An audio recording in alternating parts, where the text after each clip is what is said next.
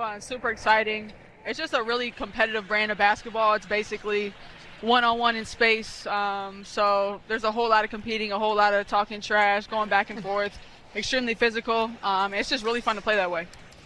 Paige, as you came on, I wasn't sure if you caught the defensive, I heard nod. that. I just wasn't sure because, you're a bucket, but you also played a little bit of defense tonight. Hey, what is the biggest adjustment? Obviously, Rickea has played, Kate Martin has played 3-on-3 last year, but what's the biggest adjustment switching from 5-on-5 to 3-on-3? Yeah, I think the physicality won. We all know that the W is physical, but Unrivaled I feel like is even more physical than that. And then not being able to have help side, like you're basically on an island. So at points, you're going to have to be okay with getting cooked, but that's not to say like you're not going to wear defense with pride and try to just defend on the island and guard your yard and keep people in front of you. But at the same time, these are the best women in the world and you're competing against them. So that's a lot different for sure. No, yeah, I think it's going away from the game, so people don't really know how to guard it because not many people shoot it, not many people hunt mid-range shots.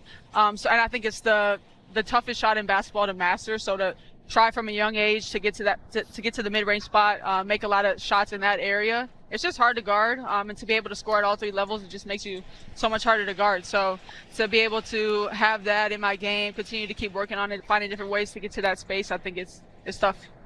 Paige, you're in your early 20s, but you have someone on your team that is 19 years old who is dominating. That pick and roll that you all have, that connection that you're developing early. Talk a little bit about Malanga and her contribution, her dominance in the paint.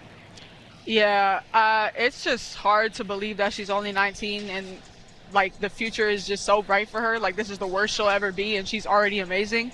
And just I think what I've learned about her is her IQ for the game, how smart she is and how much she thinks ahead. And to be able to be that athletic, be that tall, defend 1 through 5, score in the paint, score outside, score in the mid-range. But I think her best attribute is her passing.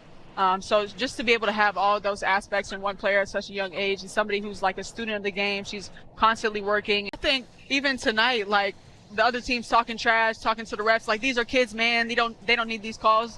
I'm like, kids, like don't disrespect. When the ball goes up, being able to hoop, there's no age discrimination. So like that's just how we feel, and I think the youth, we can use that to our advantage. Like it doesn't necessarily have to be a negative thing. I feel like we have people who have experience in 3-on-3 basketball, and we just have hoopers that just want to win and compete and play with each other, and we're very unselfish. We already have great chemistry.